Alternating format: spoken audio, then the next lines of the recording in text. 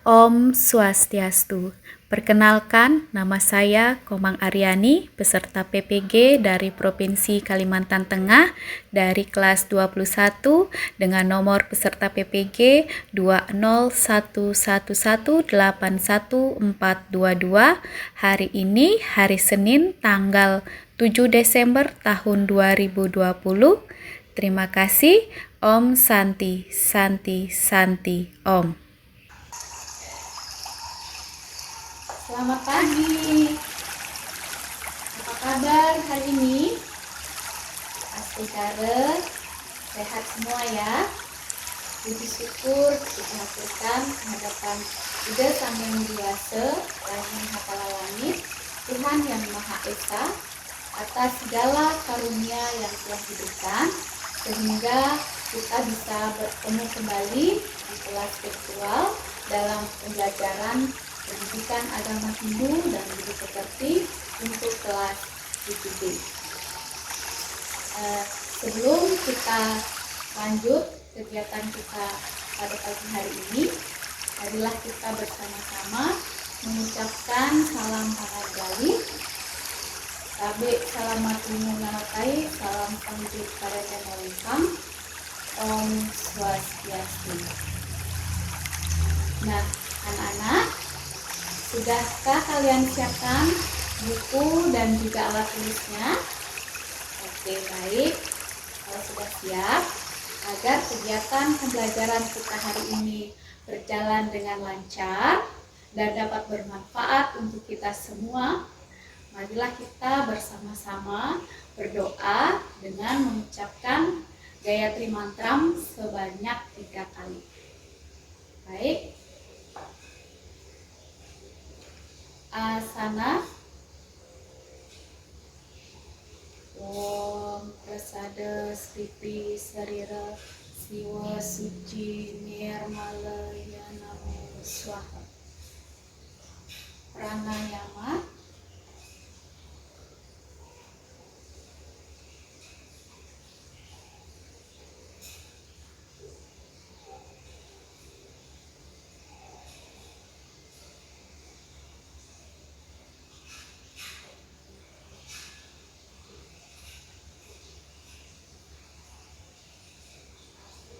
Para Sudana. Om Sudamam Swaha. Om Hati Sudamam Swaha. Sikap Amusti Karana. Gayatri Mantram dimulai. Om Borbuah Swah Tat Sawitur Warenyam Bargo Dewasya Dimahi Diyo Yona Praschodayat. Om Santi Santi Santi. Om Santi. Baiklah anak-anak, jangan lupa untuk mengisi absen yang sudah Ibu kirimkan linknya di dalam WA. Silahkan diisi dulu.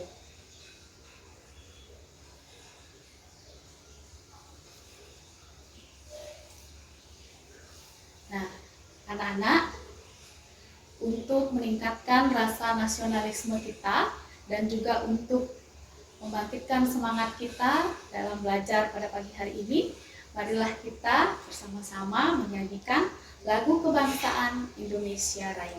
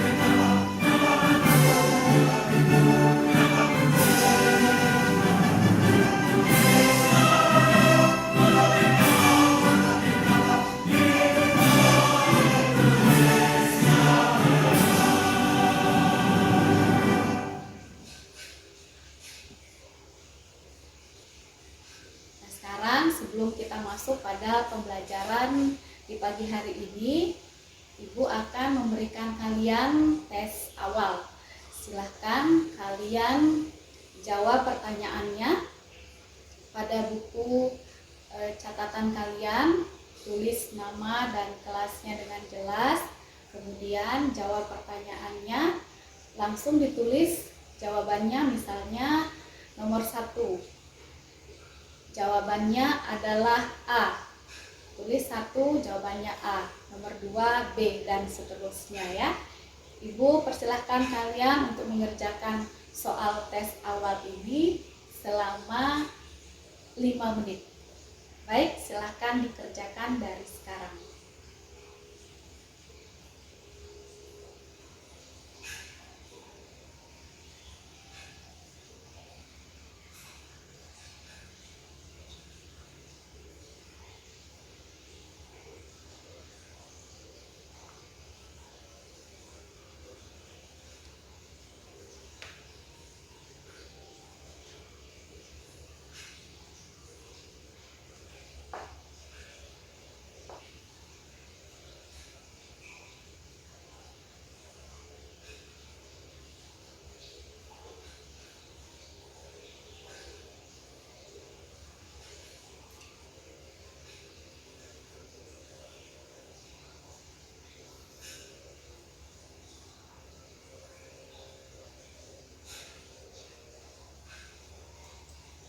Nah, baiklah anak-anak, jawaban sudah Ibu terima, nanti akan Ibu koreksi.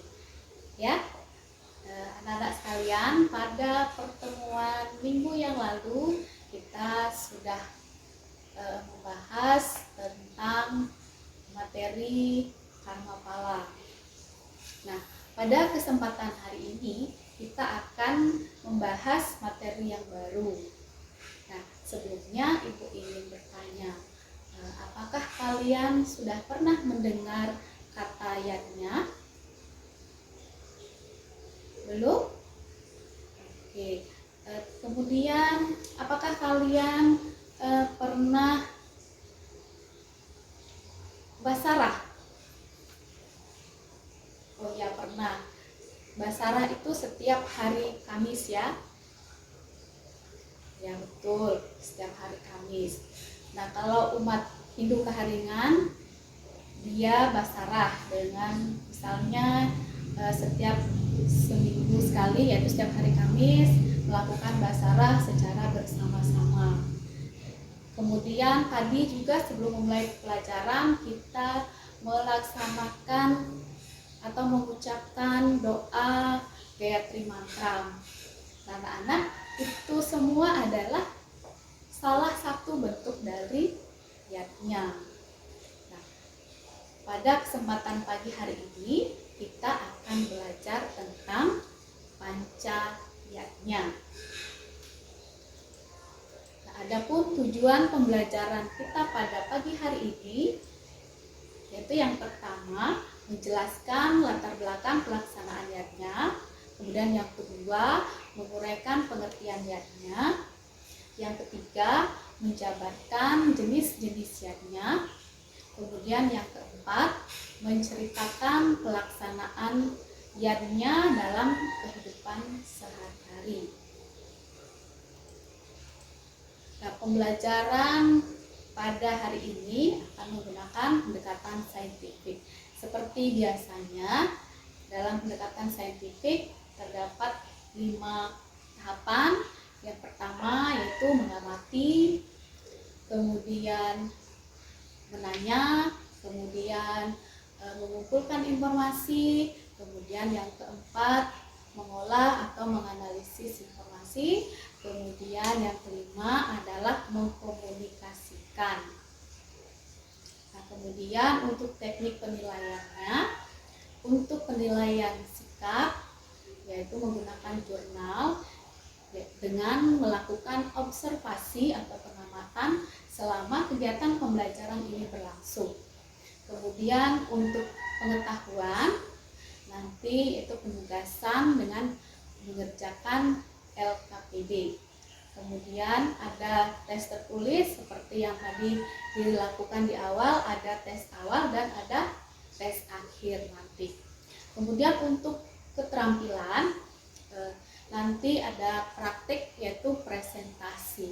Yang perlu kalian perhatikan dalam presentasi nanti ada 4 poin yang akan dinilai dalam presentasi. Nah, yang pertama yaitu sistematika presentasi, kemudian yang kedua penggunaan bahasa, yang ketiga ketepatan intonasi dan kejelasan artikulasi, kemudian yang keempat kemampuan dalam mempertahankan dan menanggapi pertanyaan atau sanggahan. Baik, nah sebagai generasi muda Hindu yang unggul adalah kita biasakan untuk literasi, ya, salah satunya dengan membaca buku. Nah, sekarang Ibu persilahkan kalian untuk membaca kembali buku paketnya, yaitu dengan materi pancayatnya. Ibu kasih waktu selama 5 menit untuk membaca. Nah, selama kalian membaca nanti, jika ada pertanyaan yang muncul atau jika ada hal-hal yang belum kalian pahami, silahkan kalian tuliskan dalam buku catatannya dulu, ya. Sekarang silahkan kalian baca bukunya dulu selama 5 menit. Silahkan kalian tuliskan pertanyaan kalian dalam buku itu, susun pertanyaannya dengan baik. Misalnya, kenapa kita melakukan dietnya, dan pertanyaan-pertanyaan lainnya yang sudah ada dalam buku kalian. Silahkan kalian susun pertanyaannya dengan baik. Kemudian setelah pertanyaannya itu tersusun dengan baik, silahkan sekarang kalian mencari jawaban dari pertanyaan-pertanyaan kalian itu dengan membaca buku atau mencari dari sumber-sumber lain yang relevan. Bisa dari internet, ya. Nah, kemudian selanjutnya setelah informasi yang kalian dapatkan itu terkumpul, ya, sudah kalian dapatkan informasi tadi, silahkan olah informasi kalian itu nanti menjadi sebuah laporan atau bentuk kesimpulan yang pada akhirnya nanti akan kalian sampaikan hasilnya dalam presentasi, di mana presentasi nanti ini merupakan penilaian untuk keterampilan pada pembelajaran hari ini. Ya, silakan kalian kerjakan. Nanti setelah kalian siap untuk presentasi, maka secara bergiliran akan melakukan presentasi. Baik, silakan waktunya Ibu beri kurang lebih 15 menit. Cukup ya? Baik, silakan dikerjakan dari sekarang. Kemudian dasar pelaksanaan dietnya. Di dalam agama Hindu, kita mengenal ajaran Tri Kerangka Dasar, di mana bagian yang satu dengan yang lainnya saling isi-mengisi dan merupakan satu kesatuan yang bulat untuk dapat dihayati dan diamalkan guna mencapai tujuan agama yang disebut dengan jagat kita dan moksa. Apa saja tri kerangka dasar agama Hindu? Yang pertama itu tatwa atau filsafat, kemudian susila yang merupakan peranan penting bagi tata kehidupan manusia dalam menjalankan kehidupan sehari-hari. Kemudian yang ketiga adalah acara, di mana di dalam acara inilah yang terdapat yagnya. Nah, yatnya dalam agama Hindu merupakan bagian yang utuh dari seluruh ajaran agama dan aktivitas agama.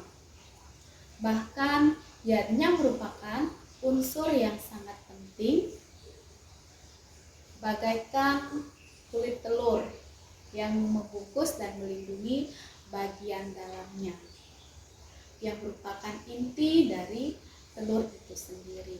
Nah, seperti itulah yatnya dengan upacara dan upakaranya, merupakan kulit terluar yang nampak dan dilaksanakan dalam kehidupan keagamaan sehari-hari.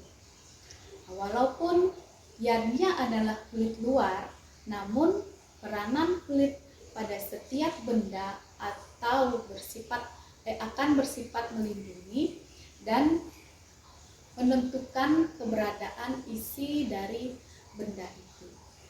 Nah, demikian pula yatnya akan sangat menentukan eksistensi ajaran agama Hindu dalam implementasinya. Yatnya tidak hanya menandakan identitas keagamaan, tetapi lebih daripada itu, yatnya merupakan pengejawantahan ajaran agama Hindu itu sendiri. Nah, selain tri kerangka dasar, kita lahir ke dunia ini juga mempunyai 3 hutang yang disebut dengan trirena. Ada yang masih ingat apa saja trirena? Nah, trirena yang merupakan 3 hutang manusia itu, yang pertama adalah dewa rena.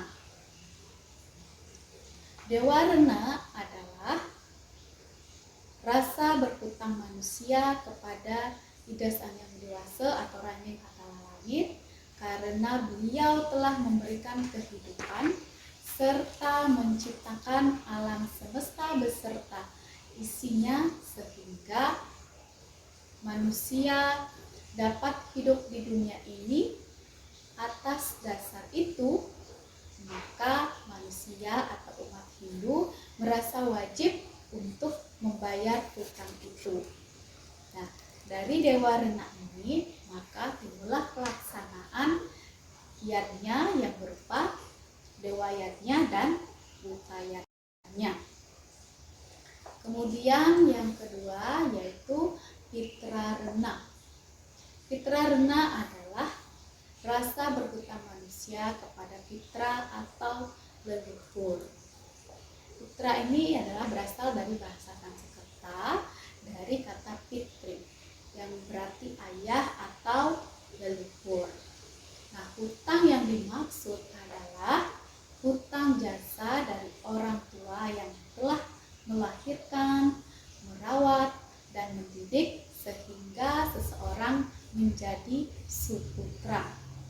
Nah, rasa berhutang ini yang selanjutnya dibayar dengan pelaksanaan yatnya. Yatnya apa? Yaitu dengan pitra yatnya dan manusia yatnya. Nah, kemudian yang ketiga yaitu Resi Rena. Resi Rena adalah hutang manusia kepada resi. Kata resi sering diidentikan pengertiannya dengan pandita atau guru suci. Nah, pada zaman dahulu dikenal ada maharesi yang bijaksana yang telah menerima wahyu dari Ida Sang Hyang Widi-Wasa atau Tuhan Yang Maha Esa, seperti mantra-mantra Weda, ajaran suci agama Hindu yang telah mengalir dari Weda yang diajarkan oleh para resi kepada umat manusia, sehingga menjadikan mereka manusia yang memiliki kecerdasan spiritual. Nah, kemudian untuk dirinya sendiri, masyarakat, dan juga bangsa dan negara. Nah, atas dasar adanya rasa berhutang kepada para resi atau guru suci itulah, maka dilaksanakannya berupa Resi Yadnya.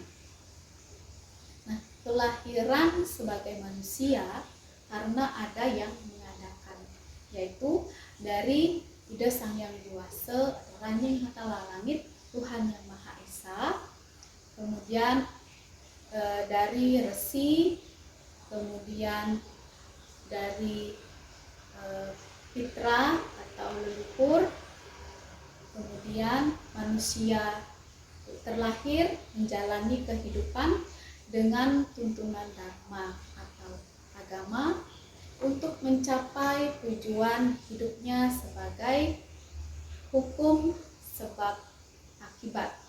Maka sewajarnya manusia membayar rasa hutangnya karena telah agar tercipta keseimbangan menuju kebahagiaan dan kedamaian.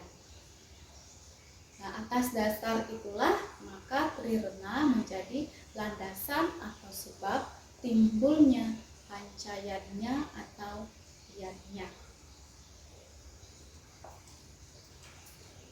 Kemudian apa itu Yadnya?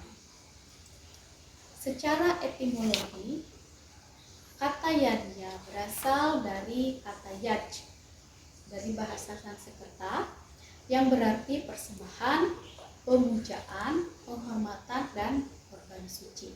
Jadi, pengertian Yadnya adalah korban suci yang tulus ikhlas tanpa pamrih.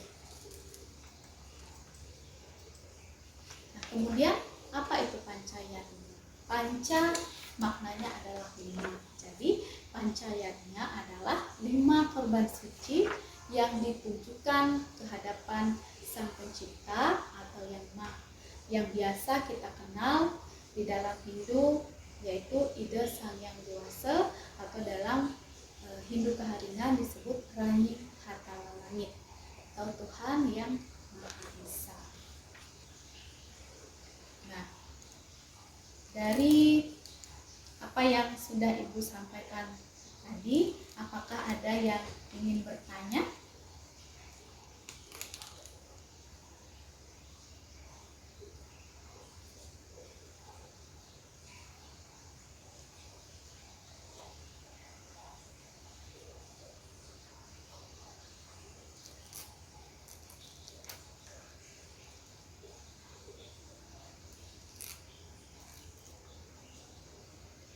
Baiklah, kalau tidak ada yang bertanya, Ibu lanjutkan kepada jenis-jenis Yadnya. Kalian sudah tahu apa saja? Yang pertama apa? Jenis-jenis dari Yadnya yang pertama adalah, iya betul, yang pertama adalah Dewa Yadnya. Apa itu Dewa Yadnya? Dewa Yadnya adalah Yadnya yang dipersembahkan dengan suci, yang dihaturkan ke hadapan Ida Sang Yang Widi dengan segala manifestasinya. Apa saja contoh pelaksanaan Dewa Yadnya? Ada yang bisa menyebutkan? Ya, silahkan Rani. Iya, betul sekali. Apa yang sudah kita lakukan tadi sebelum mengawali kegiatan pembelajaran hari ini, yaitu berdoa atau Trisandya atau Basara, itu merupakan contoh dari pelaksanaan Dewa Yadnya. Ada yang lain?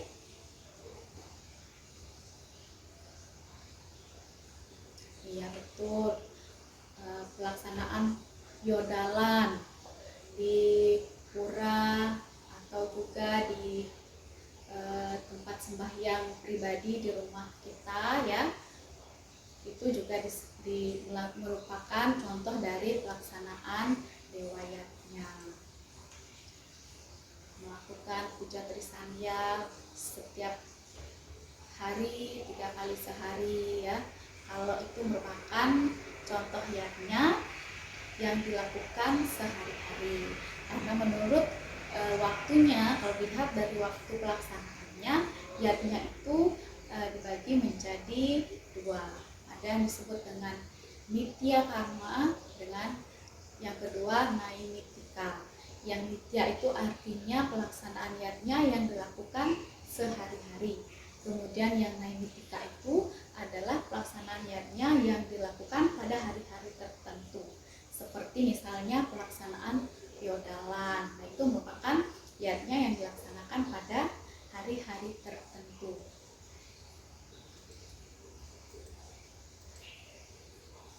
Kemudian, apa tujuan pelaksanaan dewa yatnya?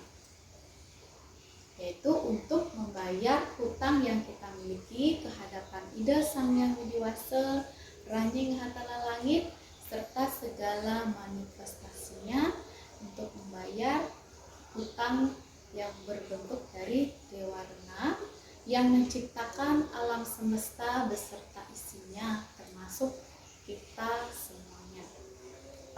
Yang kedua, jenis yatnya yang kedua adalah resiyatnya. Apa itu resiyatnya? Ada yang bisa? Ya, betul sekali. Resiyatnya adalah korban suci yang tulus ikhlas kepada para resi. Nah, contoh pelaksanaan dari resiyatnya, ada yang bisa memberikan? Apa saja contohnya?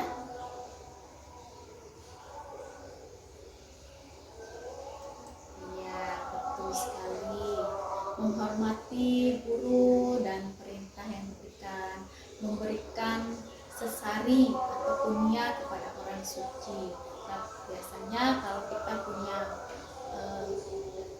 acara di rumah, misalnya kita mengundang pendeta untuk memimpin upacara di rumah kita, kemudian kita berikan sesari ataupun minyak. Seperti dalam hidup keseharian juga seperti itu ya. Ada yang disebut dengan apa biasanya? Iya, betul sekali, Basir. Nah, tujuan pelaksanaan dari resiyatnya ini yaitu untuk membayar hutang yang kita miliki kehadapan sumbih atau para resi atau para guru. Resiyatnya juga merupakan bentuk terima kasih kita kepada para guru atas petunjuk, nasihat, ilmu pengetahuan yang diberikan kepada kita. Yang ketiga yaitu fitrayatnya. Apa itu fitrayatnya?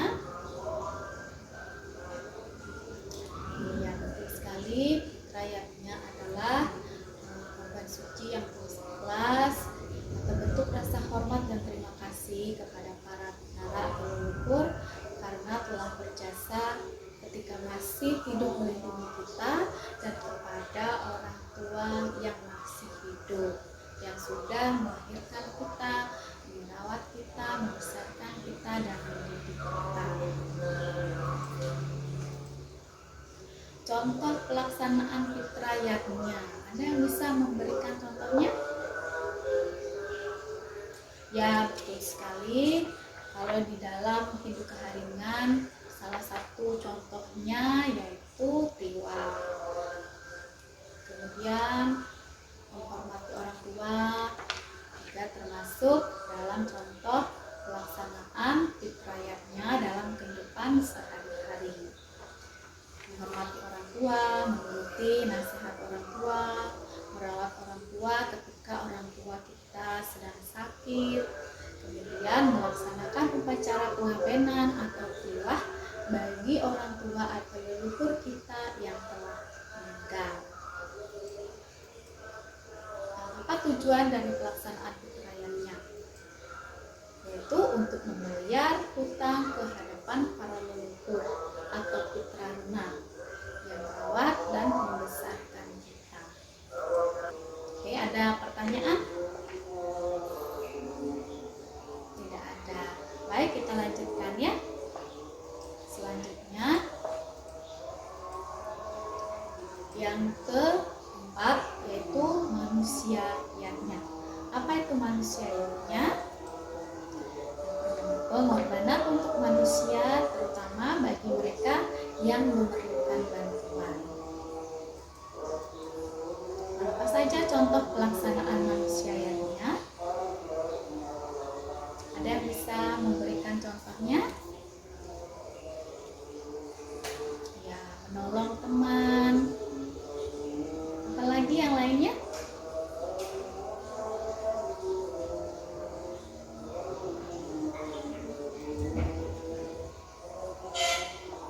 Ya, ada yang pernah ikut donor darah?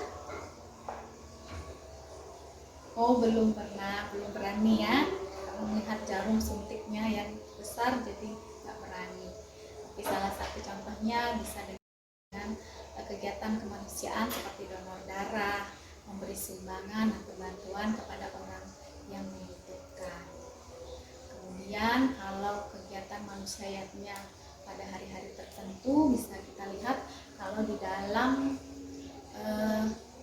Hindu Bali pada umumnya upacara keagamaan potong gigi, kemudian pewiwahan itu upacara perkawinan atau pernikahan, kemudian upacara kelahiran, upacara potongan ya.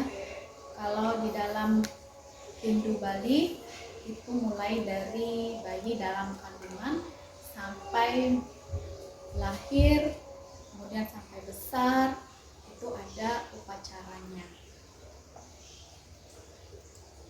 Kemudian apa tujuan pelaksanaan dari manusiawinya? Yaitu untuk membayar hutang kepada leluhur atau pitra rena yang telah membantu kita saat membutuhkan pertolongan, juga untuk penyucian diri. Kelima yaitu butayatnya. Apa itu butayatnya? Butayatnya adalah korban suci yang tulus ikhlas tanpa pamrih kepada makhluk bawahan atau para buta, termasuk buta skala maupun niskala yang ada di sekitar kita. Contoh pelaksanaan butayatnya, ada yang bisa memberikan? Kalau di dalam Hindu keharingan itu biasanya apa? Ada yang tahu?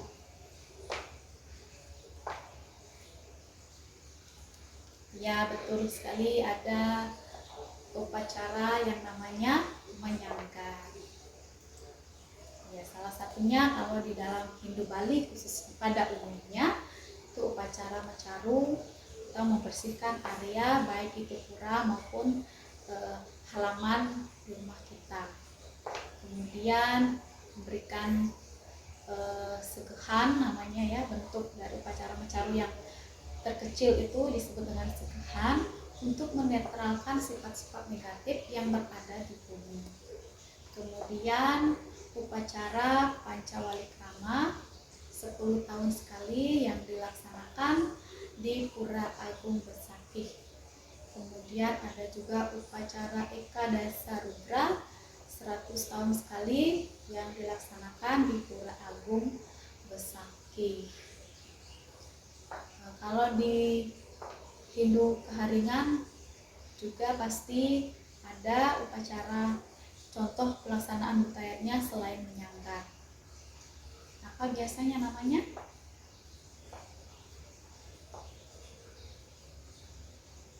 Ya, ada yang untuk di desa itu ya. Ya, betul sekali. Ada yang pernah ikut dalam upacara mencaru atau tawur kesanga sebelum nyepi biasanya? Ada yang pernah ikut atau ada yang pernah ikut menonton yang biasanya mengarak ogoh-ogoh itu? Oh iya, pernah ya. Ya, itu salah satu contoh juga dari pelaksanaan butayatnya. Apa tujuan dari pelaksanaan butayatnya? Yaitu untuk membayar hutang kepada para buta seperti alam semesta, makhluk hidup yang merupakan ciptaan Sang Yang Widi.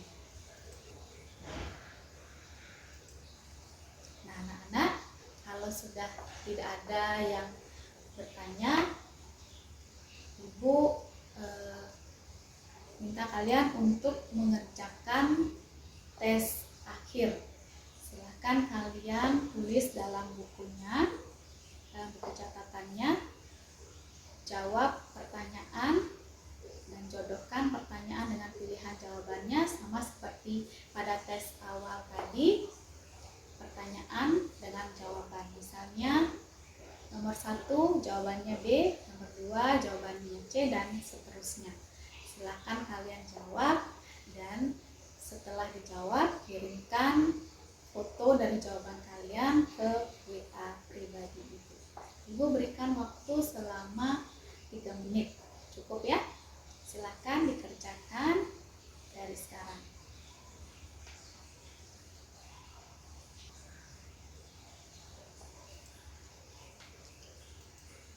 Oke, selanjutnya anak-anak, karena sudah mengerjakan tes akhir, Ibu ingin kalian membuat kesimpulan untuk kegiatan pembelajaran kita hari ini.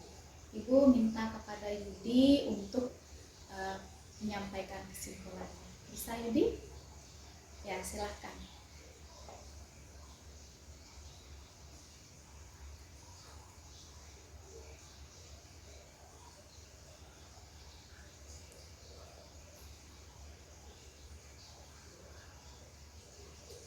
Baik, terima kasih Ibu sampaikan kepada Yudi atas kesimpulan yang sudah disampaikan. Ibu akan tambahkan sedikit lagi untuk kesimpulan kita pada pertemuan hari ini. Ayatnya yang kita persembahkan adalah sebagai wujud balas budi serta wujud bakti kehadapan Ida Sang Yang Widi Wase atas segala karunia-Nya yang mana terdiri dari 5 macam yatnya, diantaranya adalah dewa yatnya, wasiatnya, fitrayatnya, manusiatnya, dan bukayatnya. Ayatnya yang kita lakukan bertujuan untuk mencapai tujuan hidup manusia menurut ajaran agama Hindu, yakni jagat hitam dan moksa, yaitu kesejahteraan dan kebahagiaan lahir batin. Anak-anak, demikian untuk pembelajaran kita hari ini. Semoga apa yang kita pelajari hari ini dapat bermanfaat untuk kita semua, dan ingatlah untuk selalu beribadah.